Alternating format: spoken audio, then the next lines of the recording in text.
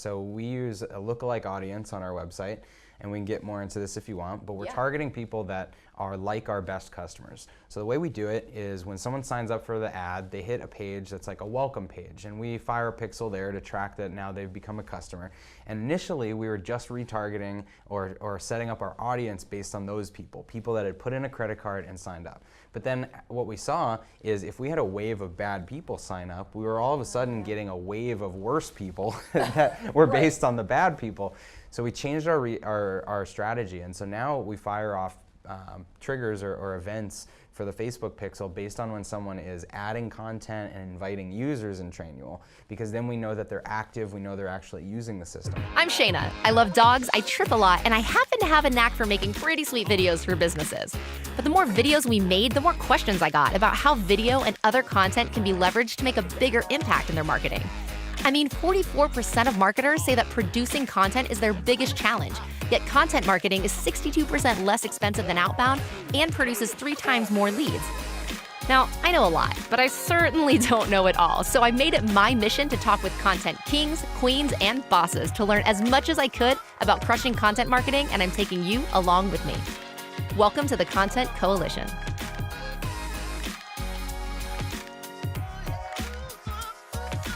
All right, hey guys, we are here today with Chris Ronzio, the founder, CEO, what's the title?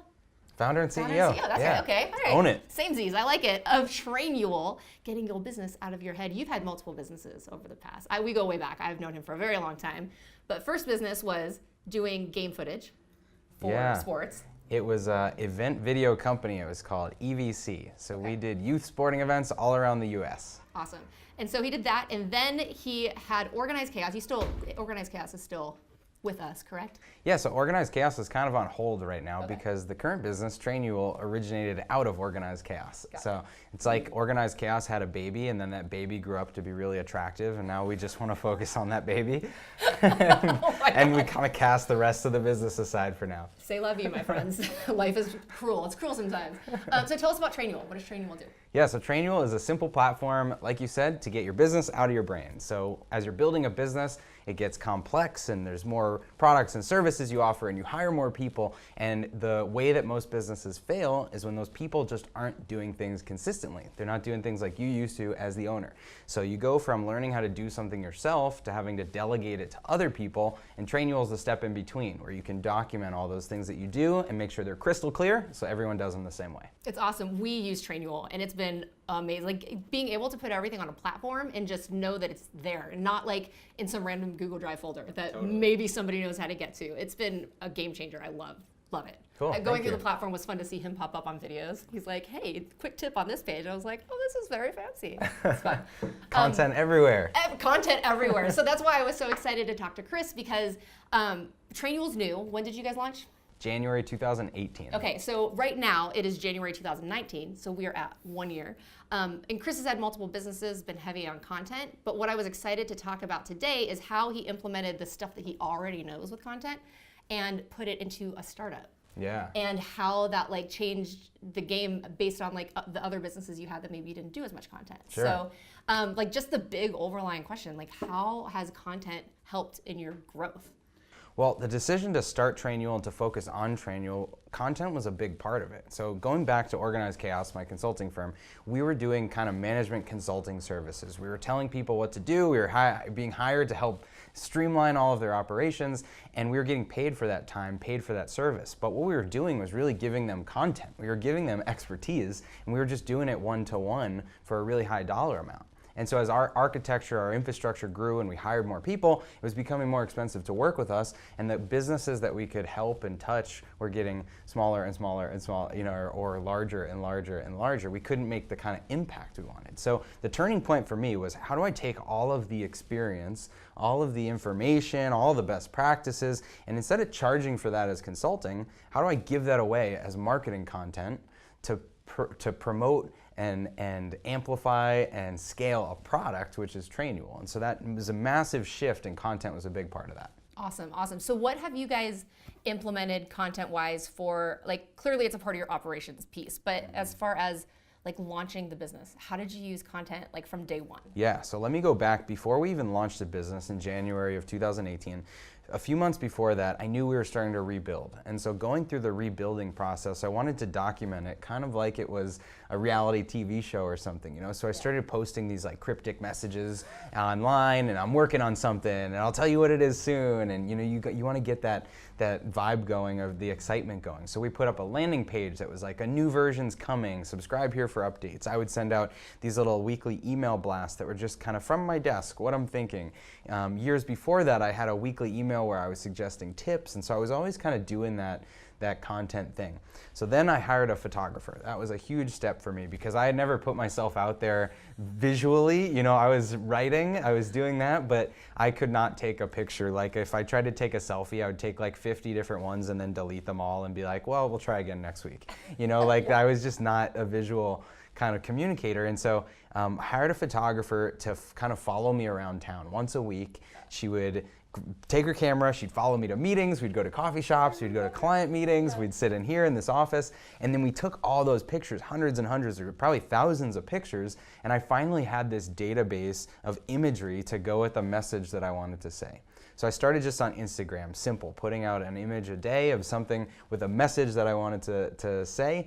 Then I started doing Instagram stories to get comfortable with video, and just putting, you know, here's what I'm doing today, here's what I'm working on today. And it was amazing how much interest there was when you can just be raw and vulnerable, and this broke, or here's a problem I'm having, or here's a cool idea I had, and oh, I guess that was kind of stupid. You know, like if you can just like get out there and say things. It was mostly for my own practice, but that was the story for the 3 months or 4 months before we launched Trainual. And this was on your personal brand pages, things like that. Yeah, personal brand. And so the company pages, the landing pages, we were collecting interest, but then sort of funneling that through to my personal brand. Because when we launched this, I wanted the story to be here, not just it's a new building that popped up on the street, a new commercial establishment. It's like, it's a new startup with a story and a real team of people behind it. So let's introduce you to those people. And so we had this, you know, great imagery, the photos and videos and all these, you know, 100+ different live stories we had posted,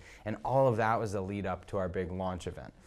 So it was like a content steam engine or something that was really starting. Should I keep going? Yes, keep going. I'm loving this. So then January we did a launch party, and we thought, what's the best way to get the word out there about this new software? Why don't we have a big event and invite everybody that we know, and we'll go to a hotel here in Scottsdale, and we'll invite media, and we'll bring our photographer, and we'll put the big backdrop behind us. And you've got to realize, you know, of course we wanted to sell a couple plans or tell people about the product, do some demos, but the real reason we did that was content. We wanted to have imagery, videos, and photos from that event so that we could make our tiny little launch party in the corner of this hotel look like it was a real thing that we could blast out to the rest of the world. Yeah. So you can leverage content and media to really amplify what's going on, even if it's just a small gathering of you and your friends. It was a bigger than small gathering of friends. It was a nice event. There were cocktail tables. There were cocktail tables. It was fancy. So awesome. Okay, so that was like leading up to launch. Yes. So it was collect, basically front load as much content as possible. Mm-hmm. And then once launch happened, like how did that all get distributed? Okay, so launch happened, and it was kind of like we had pre-scheduled posts. I use an app called Later for social media posting, was how I was doing it myself. And then it was just we were signing people up. And then for the weeks after the signups, you know, we're very operationally focused for a few weeks after launching. And then it came back to like, okay, how do we get the message out there? And so the next thing we did was podcasts. And so we went on this kind of PR binge of researching all these different podcasts and all these different you know, shows and radio shows and anything that we could possibly get on, and just sending them inquiries. And my brother was doing it, and I was doing it, and our operations manager was doing it, and we got like 40 of these podcasts. Some big ones too. Yeah, some really good ones. Right. And so being on those shows, I think the first one I did was such a cluster of just like the internet didn't work, and it's fluttering in and out, and like I forgot to grab the power charger in my computer. You know when you're watching your battery tick down and you're like, oh my gosh, I hope this interview ends in like 5 minutes because otherwise the battery is toast. Yeah. Like all those problems were happening at the beginning, but it was such great practice. Just get out there and repeat the message. So it's really all about reps.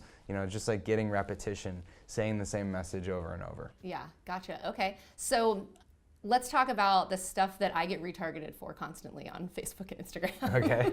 You and your brother running around downtown somewhere with cameras in front of your faces. Yeah. That's the one, right? That's like the one that Yeah, you're getting recognized. we've done this a lot. The first video we shot was in San Diego. We were in San Diego for an event, so we walked around downtown and shot this video of could you clone yourself, or how do you clone yourself, And my brother would tell this story about how I always called him and said, bro, I need you to take a personality assessment, or I need to figure out like what's the secret sauce and why we work so well together so that I can go and hire that type of person.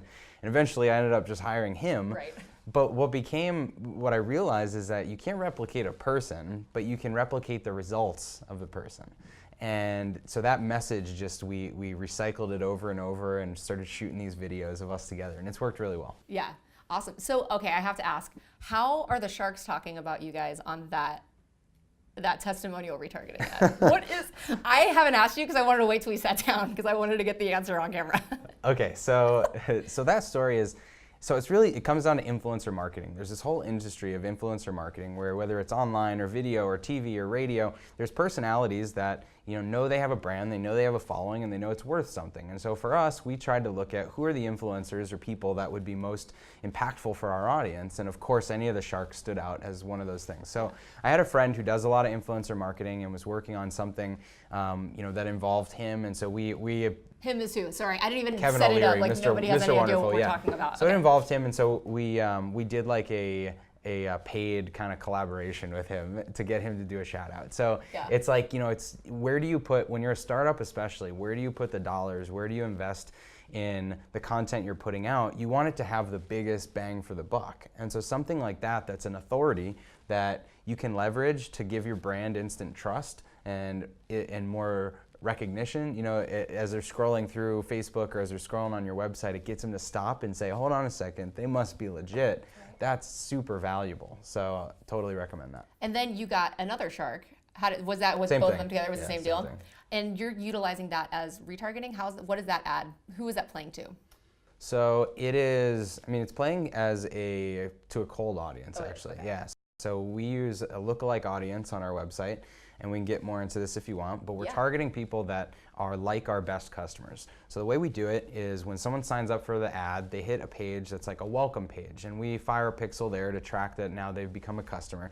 And initially we were just retargeting or setting up our audience based on those people that had put in a credit card and signed up. But then what we saw is if we had a wave of bad people sign up, we were all of a sudden getting a wave of worse people that were based on the bad people.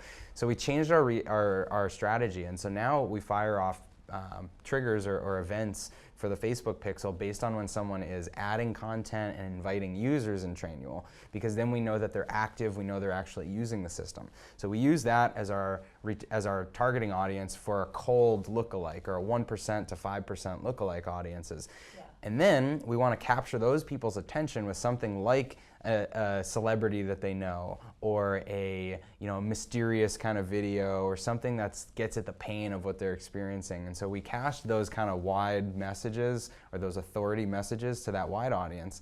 And then as they hit our website and start to get retargeted, now we're talking more about the benefits of the products and the specifics and the things they already saw. Gotcha. So once they have hit the first ad and you're doing like video retargeting, so they've seen 15 seconds of video A, and then are you following up with video B, or are you waiting to retarget till they hit the site? We've done it both ways. What have you found works better? I think it works better when they hit the site. We Okay. retarget the users on, I think it's a 7-day retargeting from being on the site. Yeah. Is converting better. We've also retargeted though based on they saw this video, so now I want to show them this one. Early on, another thing we did to leverage authority was I would hold up a book.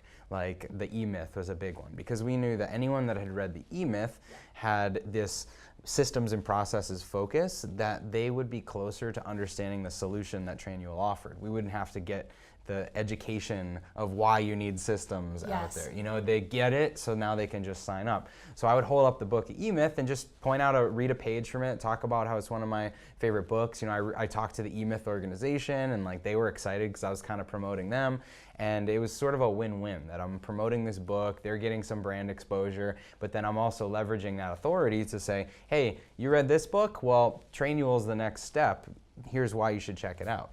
And so we used that, and once they would watch that video, then someone that had watched 10 seconds or something of that video, we would show another video that was on the same topic but a little deeper. So there's the top of funnel, you want to educate customers, just capture their attention and get them interested in your solution. That's awesome. We just filmed a little series on that too, because it's Gary Vee based, because how he does his content is what we do. Yeah. So it's like the anatomy of a Gary Vee video. We go through his whole deal. So and then retargeting again was something that's still on the same wavelength, but not like we're awesome and blah blah blah. You have to give the value in some capacity. Yeah, sure. So are you doing? So we've talked social media content, video, that kind of stuff. Are you leveraging much written content? Yeah. So back in the spring, I got a weekly column with Inc. magazine, and so I do my Inc. articles every month, and we brainstorm topics that are somewhat relevant to the brand, but also my personal experience as an entrepreneur for 20 years. And that is it's another great authority piece. So it's something I can put in my LinkedIn title, and people reach out. You get meetings a little bit easier when you're at conferences and things like that. So again, it's anywhere that you can borrow that brand recognition when you're a startup helps. You know, we've got all the press outlets that we've been featured on our website. We do guest blogging on other websites, HR type tools and Zapier and things that are just related for people that would work in our space. But in terms of written content, it's mostly a weekly newsletter, the Inc. column, and then just some guest posting. Awesome, very cool. So then the way that I'm kind of making sure that we wrap is I want people who are listening or watching to be able to do something in 48 hours. And it shouldn't require a team of 50. It's just what can you do today, tomorrow, that's realistic, that puts you ahead of where you are at today in your content strategy? Yeah. What do you think? Great question. All right, so I just came back from an event called SaaS Academy with one of my coaches, Dan Martell, and he teaches this great content framework, which he has some trademark name for it, but you'll have to look it up. It's cool. But anyway, I want to share with you this because I just learned it and I thought it was really impactful. So when you're telling a story, especially on video, a 60-second video or something, you can follow this recipe to a T, and it's a great way to share a lesson or share a story on Facebook Live and Instagram, anything like that. And my challenge for everyone out here would be record some lesson, and then just share it. I don't care how good it is, just share it, because you need to get in the pattern of sharing and repeating yourself if you're ever going to dial in your message to be concise enough to really attract those customers. So the recipe, the way that you do it is first, you talk about the challenge. What's the problem? So maybe the challenge is, I can't think of anything to talk about. I don't feel like I'm an expert. I don't know what I should share. And so then you say the opportunity. Well, what if it was easy to get an endless number of topics that you could share with other people? Would that be useful for your business? Step 3, you share a personal story. For me, it really used to be hard to come up with ideas that I wanted to share because I never took the time to write those ideas down. And when I went to share something, I was starting with a blank sheet of paper. Now you give the steps, the sequence of how to come up with those ideas. So here's a few ways that you can generate content, generate ideas, so you never run out of things to share. First, when people ask you a question, like on your website or your FAQs or your chatbots, write those questions down. I had an intern come in here last week. A friend of mine's daughter that was going off to college wanted to learn about the tech industry. She asked me 15 questions, and I thought, these are great questions for content. There you go. So I asked her to email me those questions, and now I've got them just in a list of things that I'm going to start sharing. So leverage the questions that people ask you. Next, make sure you've got a to-do list or an Evernote or some place that you can collect those ideas whenever they come to you. So when I'm in line at Starbucks or driving or whenever I'm not supposed to be texting, I write those ideas down so that I've got this backlog of things to write about. And then when I'm at a conference and I hear other people ask great questions and I've got an idea in my head of how I would have answered that if they were asking me, I'll take a note and I'll write that thing down. So if you follow those steps, you'll start to build a backlog of ideas that you can talk about when you want to share something. So you might ask yourself, what if I run out of things to say. I've found that actually by saying things, by sharing lessons and stories, you create new stories, because I'm gonna say something that gets you to ask a question that creates another topic for me to talk about. So it's really this endless stream of content once you get going.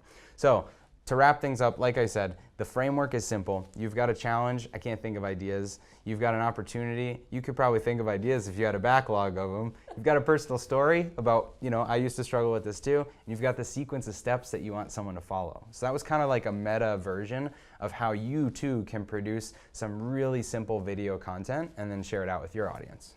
That is awesome. That was the most loaded version of answer to that question I've ever gotten. That was incredible. Wow. Well, thank you so much. This has been. Is there any other knowledge nuggets you want to share? I mean, I've got bombed with information, so I'm pretty stoked about. No, I mean, when it comes to content and it comes to repurposing your content, you've got to do what's easiest for you. A lot of times with my Inc. articles, I end up starting with a 2-minute video recording of myself talking, and then I frame that later into a real article because it's easier for me to talk. So if you do audio really well, do a podcast. If you do video really well, just turn on your phone and set it up. If you do photos really well, you're great at posing or something, get a friend to take pictures. If you write really well, start a newsletter. And whatever you do really well, that's where the content should originate. But then don't forget the other 3 things. Let your content that you shoot on video turn into blog articles. Let your video get transcribed and turn into blog posts. Let your podcasts turn into show notes. All the stuff that you guys do so well, that's really what it's all about. It's about just create content in the way that's easiest for you, and then have a team that you can use to push that content out and maximize the ROI you get from it. Yeah, because content is content, and it translates. That's awesome. Wow. Cool. Well, thank you so much. This has been awesome. Yeah. It was great to catch up. I haven't really heard the full-fledged story of the Trainual experience. Yeah. You've been so Happy to busy share. rocking out Trainual. So awesome. Thank you guys so much for listening. Go do his last 10 minutes of awesomeness that he just embarked on. So you're going to have to rewind and re-listen. I'm excited too. So thank you, Chris. All right. Thanks, Shana. Bye, guys. Thank you so much for checking out this episode of the Content Coalition. Now, whether you're listening or watching, make sure that you subscribe to the YouTube channel and to whatever platform you're listening to it on, because you're not going to want to miss out on the incredible things that I'm learning with these amazing content marketing pros. So make sure you subscribe, and we will talk to you next week.